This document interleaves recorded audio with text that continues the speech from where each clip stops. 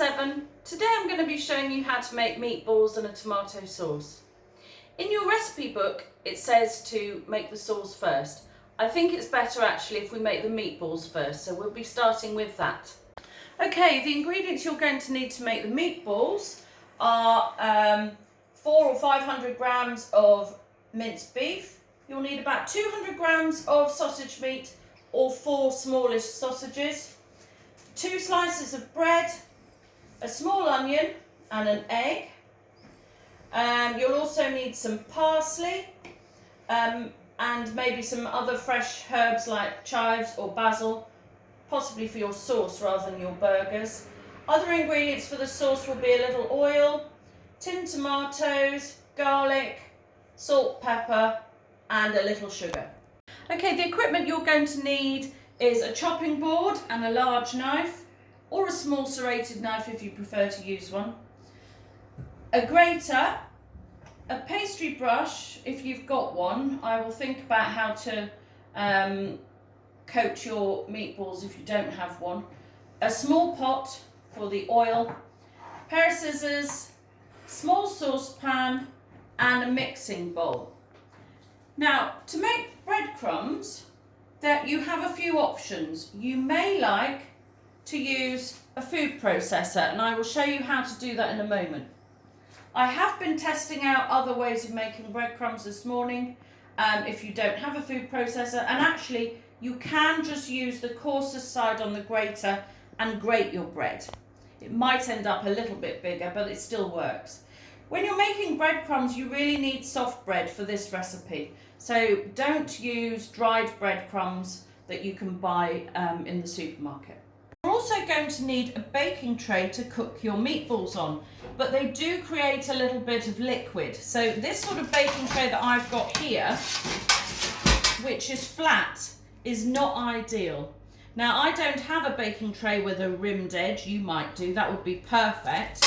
But I don't, so I'm going to be using a roasting tin. Okay, so you can grate your bread with a grater, but I would suggest, to make breadcrumbs, I would suggest you use a crust, because the soft bread tends to fall a bit to pieces. It does work, but you can see the crust area, which is a bit hard, will make better breadcrumbs if you need to use the grater.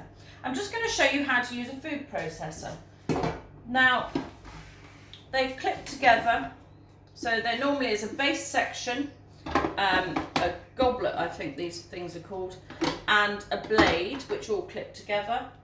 And then what you're going to do is break your bread into little pieces, or smallish pieces. Actually, talking about bread, you can use crusts, you can use slightly stale bread. Bread that's gone a little bit dry is fine. I'm just going to put those bigger bits in from there. It can be frustrating using a food processor. If you don't clip it together properly, it will not work. So there are 2 sections you need to be aware of. Here is the locking mechanism, and that actually has to clip in to the unit itself. Listen, with a click. So if you are putting it together and you've got it this way round and you haven't locked in and you haven't got any clicking going on, it won't work. So you must make sure it's clicked together. And then you simply turn it off.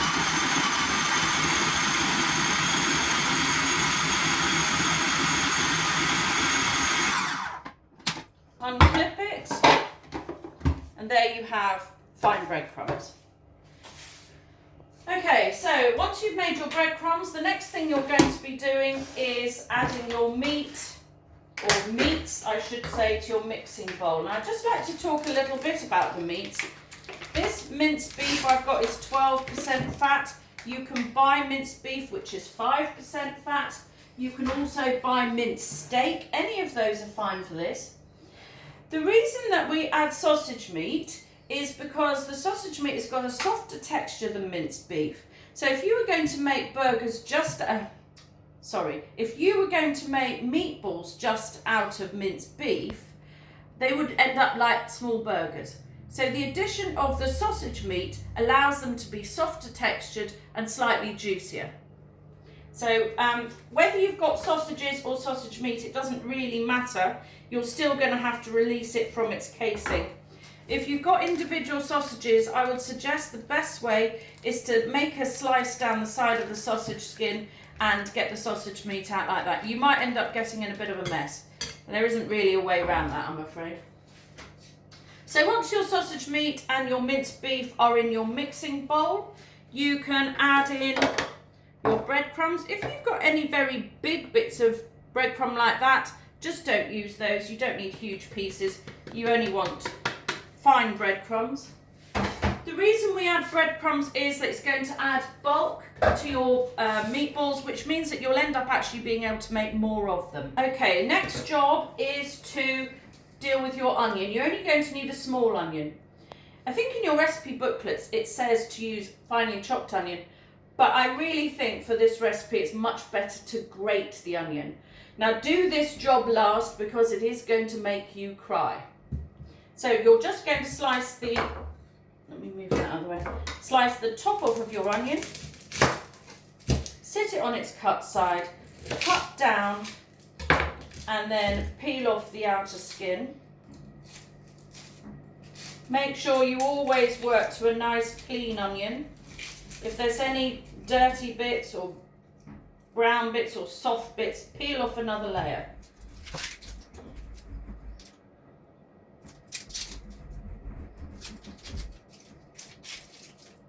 Okay, so I would recommend you grate with the biggest side of the grater, and do it as fast as you can because it's going to make you cry.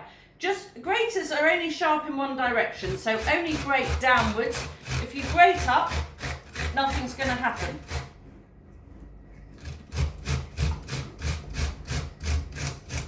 Please don't grate your fingers.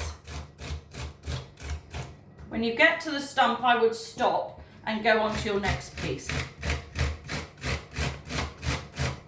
In fact, thinking about it, you could have probably grated the onion in one whole piece, but if your onion is quite big, you'll have found that rather difficult to hold. When you're getting to the end, stop again. Now you'll be surprised what's happened inside this grater. Give it a good tap. And that should release all of the onion that gets caught on the inside. Now we're going to pick up this onion and pop that into the mixing bowl as well. That's just going to add extra flavour. Now for the herbs, I've got parsley and chives. I'm going to use chives just at the end once I've finished my sauce. So I've decided to add the parsley to my meatballs. Gather your parsley together into as tight a clump as you can. Of course, if you haven't got parsley or chives, you haven't got to add them. And then we're going to cut down with a rocking motion to get the parsley into small pieces. Hold the tip of the knife and then go across like this. Now this parsley and the chives have come from my garden. Whenever you're using herbs from your garden, make sure you give them a little wash because they might be dirty. So that's the parsley chops, that can go straight in. Careful when you pick it up, don't want you to cut yourselves.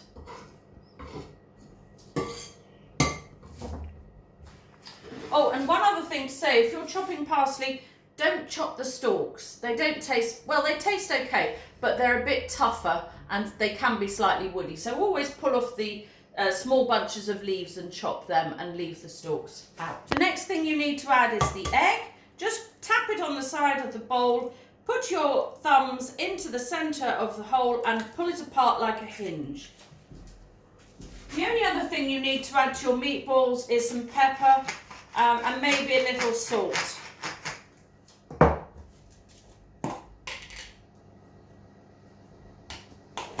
And then it's a case of shaping and making your meatballs. There's no other way to do this than to get your hands into the mixing bowl and give it all a good squeeze and a squelch together.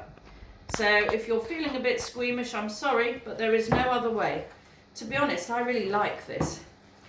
Give it a really good squeeze, combining all the ingredients together.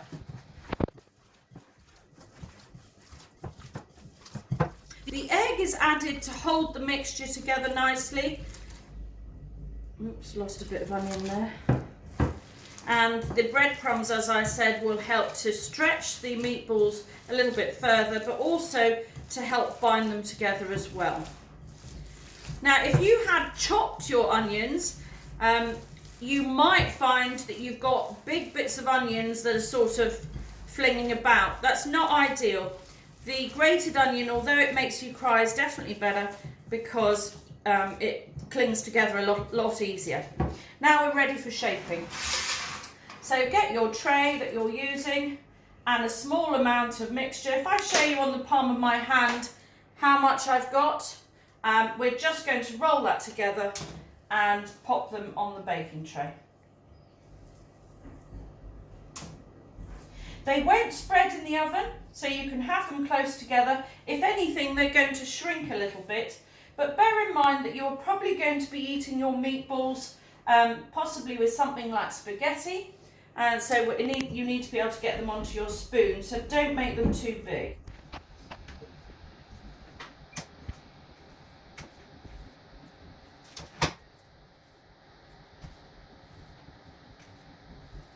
Check as you go that you're keeping them the same size. Look back at your first one and see if they're all about the same size, because there is a tendency for them to end up getting a little bit bigger as you go along.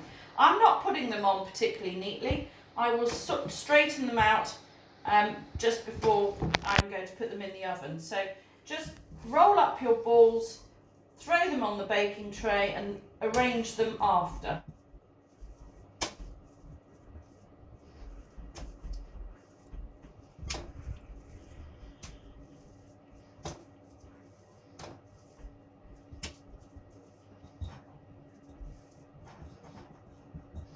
Make sure you use up all your mixture. If you see any that are particularly big, steal a bit off them in order to use up all your mixture and make enough meatballs. Now I'm going to arrange them and I'll actually count them and see how many I've made. Like I said, you can put them close together, it won't matter. You should really only need one baking tray if you're doing the same amount as me. If you're doing more, then you will probably need an extra one. Right, how many have we got? What have I got? 1, 2, 3, 4, 5, 6, 7. 7 threes are 21. 22, 23, 24, 25, 26, 27. Okay, I've got 29. So if you've got somewhere between 26 and 30, I think that means that your meatballs are a good size. Next, I'm going to brush them with oil. I'm going to put a little bit of oil into a little pot. Incidentally, once you've shaped your little meatballs, you will need to wash your hands. I've just done that. And we're just going to brush the tops with a little bit of oil. We don't need them swimming in oil. We just need a little bit just to help them brown in the oven. So just a light dab. Of course, this oil that you've poured into the little pot, you won't be able to use for anything else because you're going to have raw meat juices in it. So don't put too much in your pot. You don't need a lot. And actually, I'm just going to see if I can manage to do this with my finger if I didn't have a pastry brush at home. Yes, you can. Okay, so it might take you a few little dabs rather than using the brush, but that works perfectly well. You're just giving them a little light coating to allow them to brown in the oven. So they're going to take about 20 minutes, 15 to 20 minutes in the oven. I'm going to pop them in now. Onto the sauce. As soon as your meatballs are in the oven, you can start the sauce. You need a little splash of oil into a small saucepan, probably about a tablespoon. You're going to need to crush some garlic to add extra flavour. When we're crushing garlic, I actually don't have a garlic crusher, so I will show you how I do it with a knife. This is the root of the garlic, and that actually needs to come off. When we're chopping onion, we don't take the root off because we need our onion to hold together while we chop it. But because garlic is much smaller, we're going to take the root off to make sure that we can crush the whole thing easily. Now, if you've got a garlic crusher, pop it in your crusher and give it a really, really good squeeze. If you're like me and you don't have a garlic crusher, hold your garlic really firmly with your claw grip and slice it. Now, if you've only got a small knife, you can do it with a small knife just as easily. You just have to cut it a little bit more carefully. Okay. And then once you've sliced your garlic, we're going to hold the tip of the knife again and then just move the knife up and down. You won't find that very easy to do with a small knife. My big knife has got a much bigger blade, so if you can find a bigger knife, you will find that a lot easier. So we're just cutting up the garlic with the blade of the knife into little pieces. If you wanted at this point to make a garlic paste, if you add salt, you can squash it all together and make garlic paste. I don't actually need to do that today, so I'm just cutting it into small pieces. So that's the garlic done. The next thing you're going to need is a tin of tomatoes. If you're, oh, that one hasn't opened very easily. I'll have to get a tin opener for that. If you are going to be serving your meatballs and tomato sauce with pasta, you will probably want to make double the amount of this sauce. So you will probably need 2 tins of tomatoes. You can keep the other ingredients about the same. If you're going to serve your meatballs and tomato sauce with something like potato wedges, you probably won't be needing to double up the sauce, but it's very easy to do nonetheless. Okay, so you've got a little oil in your small saucepan. We've gone over to the hob now. You're just going to turn it on to a high heat for about 2 or 3 minutes, not very long. Normally we start with number 4 in the classroom, and I think that's what we'll do today. What we're going to do is warm up the oil. Now it'll take a couple of moments to warm up, and when you know that it's warm, you'll be able to tell, because if you hold your hand over the pan of oil, with the pan with the oil in it, you should just about be able to feel some heat coming up to the palm of your hand. Don't touch the saucepan, it will get hot, but hold your hand above and wait until you can feel some heat rising before you tip your tomatoes in. Okay, it's been about a couple of minutes and I can feel some heat rising. One thing to mention, if you are using a gas hob, you will hardly need to warm up your oil at all. So I would recommend just maybe 30 seconds because the gas heat tends to be much more instant. So once you can feel a little bit of heat rising, you're going to tip in your tomatoes. And I'm doing a double batch, so I'm going to be using 2 tins of tomatoes.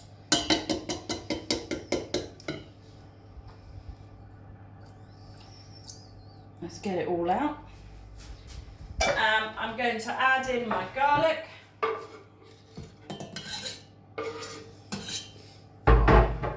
And I forgot to mention that obviously for making sauce you'll need a wooden spoon. If your oil sizzles a little bit when you add your tomatoes, that's fine. To be honest, I was expecting mine to, it just didn't. Now we're going to leave that to come up to the boil. If you know that you can stand with your spoon at your hob and you're not going to leave your saucepan, you can turn it right up to number 6. If there's any danger that you're going to go off and do something else in between, leave it on number 4.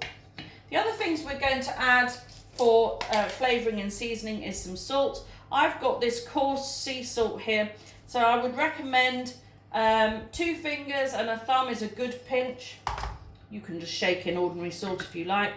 I will add some more ground black pepper. That's because I really like it. And also, because it's a tomato sauce, you will need to be adding a little bit of sugar. I'm going to go for 2 teaspoons because I've got 2 tins of tomatoes.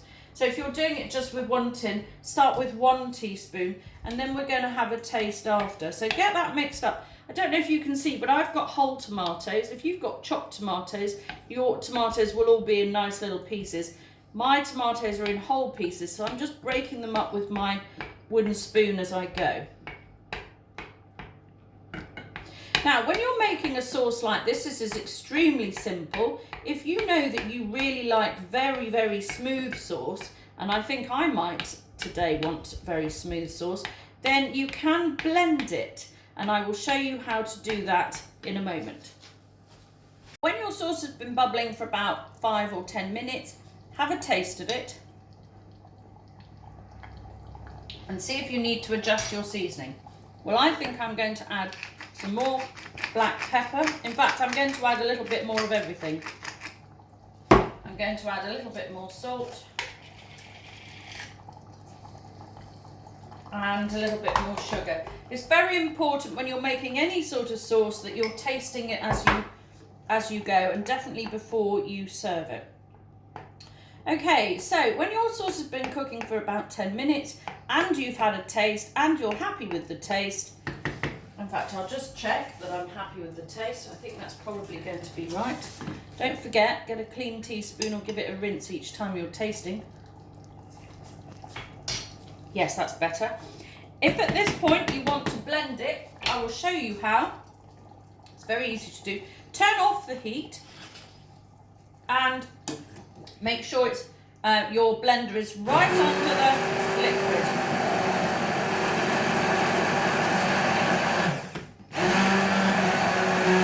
If you have your blender out or partly out, it will spray you, and that is not what you want. So now we've got a nice smooth tomato sauce. I think you can see that looks lovely. And the meatballs are ready to come out of the oven, so I will get them out now. Okay, the meatballs have come out of the oven. You can see that they've browned nicely. You can see that they haven't grown, they have shrunk a bit, and you can see that they've created a little bit of juice. That's quite normal. All meat contains liquid, but that's why I wanted to use my roasting tin. I've got a pair of tongs here, so I'm just going to lift them up and show you that they're brown on the underneath as well. So then all you need to do is serve your meatballs and sauce. Now, I just want to talk to you a little bit about why you're not cooking pasta in year 7. Dealing with big pans of hot water, I feel, is a little bit too much for you in year 7, and it's something that we will do in year 8. However, you will probably want to serve this with pasta, or like I said earlier, you might want to serve it with potato wedges or something like that. So ask somebody else to help you to cook the pasta. It'll take 10 minutes in boiling water. So there you have your meatballs and tomato sauce. Well done, year 7. You were busy doing 2 different jobs today, making your meatballs and your sauce to make dinner for everybody at home. So very well done.